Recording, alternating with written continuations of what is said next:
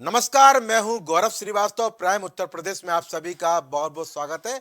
खबरों का सिलसिला शुरू करते हैं। अयोध्या में 22 जनवरी को होने वाली रामलला की प्राण प्रतिष्ठा को लेकर लगातार तैयारियों का दौर जारी है और साथ ही साथ यहां पर जिस तरह से तैयारी हो रही है उसको लेकर लगातार पुलिस कर्मियों को निर्देश भी दिए जा रहे हैं। आपको बता दें, प्राण प्रतिष्ठा कार्यक्रम की सुरक्षा को लेकर राजधानी लखनऊ में एक बड़ी बैठक हुई है। बैठक जेसीपी एलओ उपेंद्र अग्रवाल ने अपनी अगुवाई में की। 22 जनवरी के इस खास आयोजन को लेकर सुरक्षा की दृष्टि से लखनऊ में कई इंतजाम किए गए। हर चौराहों पर भीड़ एकत्र न होने के निर्देश भी दिए गए हैं।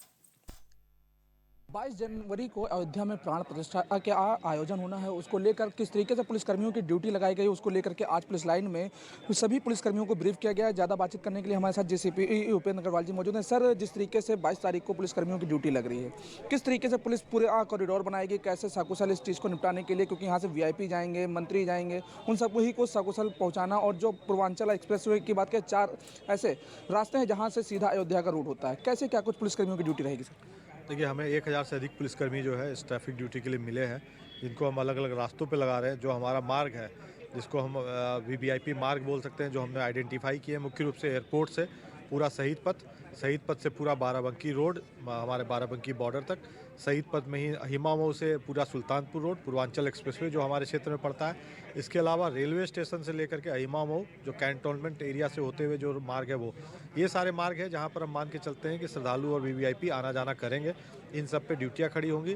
500-500 मीटर तक की एक बीट बनाई गई है। मोटरसाइकिल पे कंटिन्यूस ट्रैफिक के पुलिसकर्मी विशल बजाते रहेंगे। किसी तरह की कोई अनाधिकृत पार्किंग नहीं होने दी जाएगी। ई रिक्शा जो है उससे सर्विस लेन पे चलना होगा। चौराहों से कोई सवारी भरना या सवारी के लिए खड़ा करना, न किसी ई रिक्शा को अलाउ किया जाएगा, न किसी 4 व्हीलर को अलाउ किया जाएगा। बसेस भी जो है सवारी चौराहे या बीच सड़क से नहीं भरने दी जाएगी। इन सारी व्यवस्थाओं को दुरुस्त करते हुए हम लोग ने जो आज ब्रीफिंग की है और ड्यूटी लगाई है, आज से ये ड्यूटियाँ सेकेंड हाफ से खड़ी हो जाएंगी और इनमें आगे जो कमियां होंगी उसको कल तक सुधार करके हम जो है परफेक्ट कर लेंगे। सर, इस दौरान एक जो समस्या आती है कि लोगों के पास पास नहीं होता है, और उस पास का जब इस्तेमाल नहीं होता है तो लोगों को आने जाने में दिक्कतें होती हैं। इसके साथ ही अगर बात की जाए, जो हाईवे किनारे सर्विस लेन पर जो दुकानें हैं, दुकानों के वाहन खड़े होते हैं, उन वाहनों को भी वहाँ से हटाने के क्या निर्देश दिए गए, क्योंकि हाईवे पर उन वाहनों से भी कहीं ना कहीं जाम लगता है, ग्राहक पहुँचते हैं, उनकी भी गाड़ियाँ खड़ी होती हैं। देखिए, बाराबंकी रोड पे जितनी भी दुकानें हैं, इन सब को बता दिया गया है कि इनके जो भी कस्टमर आएंगे, ये गाड़ी सड़क पे नहीं पार्क करेंगे। ये अंदर गलियों में पार्क करें, कहीं दूर पार्किंग में पार्क करें, सड़क पे नहीं पार्क करेंगे। हमारी फोर्स कंटिन्यूस उनको हटवाएगी। इसको हम लोग इंश्योर कराएंगे। जहाँ तक पास आदि की व्यवस्था है, तो ये जनपद अयोध्या को का जो निर्देश होगा वो हम लोगों को कम्युनिकेट करेंगे। छोटे वाहनों को फिलहाल लखनऊ में किसी तरह की कोई रोक नहीं रहेगी, क्योंकि लखनऊ से यदि उन्हें अयोध्या जाना भी है तो वो बाराबंकी होकर जाते हैं और बाराबंकी और अयोध्या बॉर्डर पे उनकी चेकिंग की जाएगी। यदि वो पास होगा तो जा पाएंगे, नहीं होगा तो नहीं जा पाएंगे। परंतु लखनऊ से जिनको भी जाना होगा वो फ्री है। छोटे वाहनों पर किसी तरह का कोई रिस्ट्रिक्शन लखनऊ जनपद में नहीं होगा। सर, इस वक्त एक समस्या बड़ी आ रही है, घना कोहरा रहता है। घने कोहरे के बीच रात को पुलिसकर्मी ड्यूटी कर रहे होते हैं। पुलिसकर्मियों के लिए भी एक बात की जाए कि जब घटना होती है, सड़क हादसे होते हैं, तो पुलिसकर्मी बचाव के लिए किस तरीके का इस्तेमाल करेंगे, कैसे पुलिसकर्मी अपनी भी सेफ्टी करेंगे और लोगों की भी सेफ्टी करेंगे? देखिए, जहाँ कोहरे और इस तरह की समस्या है तो हमने पहले ही निर्देश दिया है कि जो भारी वाहन जो गुजरते हैं एक्सप्रेसवे आदि पर, तो सुनिश्चित कराएंगे कि स्वयं भी जो है रिफ्लेक्टर जैकेट हो, हाथों में जो कलरफुल लाइट्स हों, उन सबको ज़रूर अपने पास रखेंगे, तभी वो ड्यूटी कर पाएंगे। सड़कों पे जो वाहन खराब हो जाते हैं, बड़े भारी वाहन खराब हो जाते हैं, उन सबको तत्काल हटवाएंगे, दिन में ही हटवाएंगे। किसी कारणवश रात तक नहीं हट पा रहा है तो उनकी लाइट्स आदि जलवा देंगे, वहाँ ड्यूटियाँ छोड़ देंगे, ताकि लोगों को अवेयर कर सके कि यहाँ एक वाहन खराब है। ये सारे निर्देश दिए गए हैं। ट्रैफिक पुलिसकर्मी जो है अलर्ट रखे, खुद को सुरक्षित रहते हुए अच्छी ड्यूटी करेंगे, इसकी हमें पूरी उम्मीद है। सर, मौसम के हिसाब से अगर बात की जाए, कुछ पुलिसकर्मी ऐसे भी होते हैं कि जब ड्यूटी पर लगे होते हैं, ड्यूटी के दौरान उनका स्वास्थ्य गड़बड़ होता है, तो क्या उनके स्वास्थ्य से को देखने के लिए मेडिकल टीम भी लगी रहेगी, मेडिकल कैंप भी लगाए जाएंगे? देखिए, इस पूरे वीवीआईपी मार्ग पे जो है आने वाले श्रद्धालुओं के लिए जो है कैंप लगाए जा रहे हैं। सीएमओ कार्यालय से उसकी सूची प्राप्त कर ली जाएगी। वो हम अपने पुलिसकर्मियों को भी देंगे कि यदि किसी पुलिसकर्मियों को भी स्वास्थ्य संबंधी कोई इशू होता है तो उन कैंप्स का वो लाभ ले सकते हैं। इसके अलावा आने वाले श्रद्धालु वीवीआईपी, उनके साथ भी कोई स्वास्थ्य संबंधी इशू होता है तो उनकी जानकारी में रहे, ताकि वो उनको गाइड कर सकें। तो ये सारी व्यवस्थाएँ रहेंगी। धन्यवाद सर बात करने के लिए। तो जिस तरीके से बात की जाए, 22 जनवरी को अयोध्या में प्राण प्रतिष्ठा का जो आयोजन होना है, उस आयोजन को लेकर के पुलिस लाइन में एक बैठक की गई। उस बैठक में ड्यूटी पर लगे सभी पुलिसकर्मियों को ब्रीफ किया गया है और सभी को सख्त निर्देश भी दिए गए हैं। वीडियो जर्नलिस्ट दीपक के साथ मोहम्मद कलीम, प्राइम टीवी, लखनऊ। सिर पर हिजाब और मुख पर जय श्री राम, जय हनुमान का नारा कुछ ऐसा ही नजारा आज महोबा में देखने को मिला जब मुंबई से पैदल चली शबनम शेख 29 दिन का सफर तय कर आज बुंदेलखंड के महोबा पहुंची। 1350 किलोमीटर का सफर तय कर महाराष्ट्र और मध्य प्रदेश होते हुए शबनम जब आज श्री राम के जयकारे लगाते हुए महोबा पहुंची हैं तो हिंदू संगठनों ने उनका जोरदार स्वागत किया। यहाँ हाईवे पर शबनम एक ढाबे पर रुकी, उनके साथ उनके 3 दोस्त भी हैं जो साथ में आए हुए हैं। यहाँ शबनम ने पैरों के जूते निकालकर अपने पैर दबाए और गर्म पट्टी बांधी। शबनम ने इस अनोखी भक्ति को लेकर कितना दर्द और कितने ताने सुने हैं इसके बारे में भी बताया है। सबसे पहले तो सभी को जय श्री राम। मेरा नाम है शबनम शेख। मैं मुंबई से अयोध्या पैदल यात्रा कर रही हूँ राम जी के दर्शन के लिए, और आज मुझे टोटल हो चुके हैं 29 डेज। और ये मेरे लिए कोई भी कठिन यात्रा नहीं है, क्योंकि हमेशा मेरे साथ राम जी रहते हैं, ऐसा मुझे एहसास होता है, आभास होता है। और हनुमान जी भी ऐसा रहते हैं। बहुत सारी कठिनाई आती है रास्ते में, लेकिन कहीं ना कहीं वो अपने आप सॉल्व हो जाता है, ऐसा हमने नोटिस किया है। घने जंगल में चलते रहते हैं, दूर दूर तक कोई नहीं दिखता रात को, लेकिन कहीं ना कहीं से हेल्प मिल जाती है हमें। खबर एटा से। एटा के अलीगंज थाना पुलिस ने गैर जनपदीय ऑटो लिफ्टर गैंग का भंडाफोड़ किया है। गिरफ्तार मोटरसाइकिल चोरों से अलीगंज पुलिस ने चोरी की गई 15 बाइक, एक 315 बोर का तमंचा, 3 जिंदा कारतूस भी बरामद किए हैं। पुलिस ने 2 बाइक चोरों को गिरफ्तार कर इस पूरे मामले का भंडाफोड़ कर खुलासा किया है।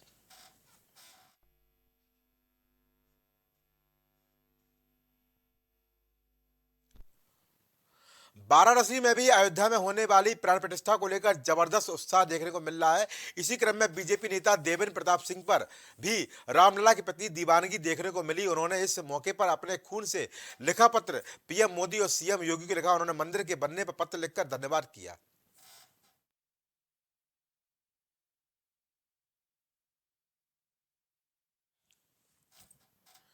समाजवादी पार्टी के महासचिव शिवपाल यादव ने कार सेवकों पर बड़ा बयान दिया। उन्होंने कहा है कि कार सेवकों ने आदेशों का उल्लंघन किया था। कोर्ट ने यथास्थिति बनाए रखने के आदेश दिए थे, इसलिए संविधान की रक्षा करने के लिए गोली चलवानी पड़ी। इस पर भाजपा प्रवक्ता राकेश त्रिपाठी ने भी अपनी प्रतिक्रिया दी है। समाजवादी पार्टी के स्टैंड में अब भी कोई परिवर्तन नहीं आया है। समाजवादी पार्टी ने जो पाप किया था, निहत्थे कार सेवकों के सर में गोलियां मारी थी, प्राणघातक हमले उन पर किए थे और उनकी हत्या करने का जो पाप किया था, यह अवसर था कि अपने इस पाप का ये प्रायश्चित कर लेते और प्रभु रामलला के दरबार में आकर के मत्था टेक देते। लेकिन मजहबी तुष्टीकरण की नीति से अभी भी उनमें परिवर्तन नहीं आया है और शिवपाल सिंह यादव का ये बयान आज जख्मों पर मरहम लगाने की बजाय नमक रगड़ने जैसा है। इस बयान का खामियाजा पूरे इंडी अलायंस को और समाजवादी पार्टी को फिर भुगतना पड़ेगा। अलीगढ़ के इगलास में ई रिक्शा संचालकों के द्वारा लंबे समय से नगर पंचायत द्वारा की गई अवैध वसूली का विरोध किया जा रहा है, जिसको लेकर आम आदमी पार्टी के नेतृत्व में ई रिक्शा संचालकों ने उप जिलाधिकारी से मुलाकात की। रिक्शा संचालकों ने बताया कि उनसे पार्किंग के नाम पर अवैध वसूली की जाती है, जो कि इनको लगातार कष्ट दे रही है। इसलिए आए, ये टिड्डी वाले हैं, मजदूर लोग हैं, हम इनके समर्थन में आए हैं। इनसे ठेका वसूली अवैध तरीके से उगाई जा रही है। कौन कर रहा है अवैध उगाई? ये ठेकेदार हैं, यहाँ के नगर पंचायत के कुछ ठेकेदार हैं, उनसे अवैध वसूली और जबरदस्ती ही इनसे ठेका वसूली की जाती है।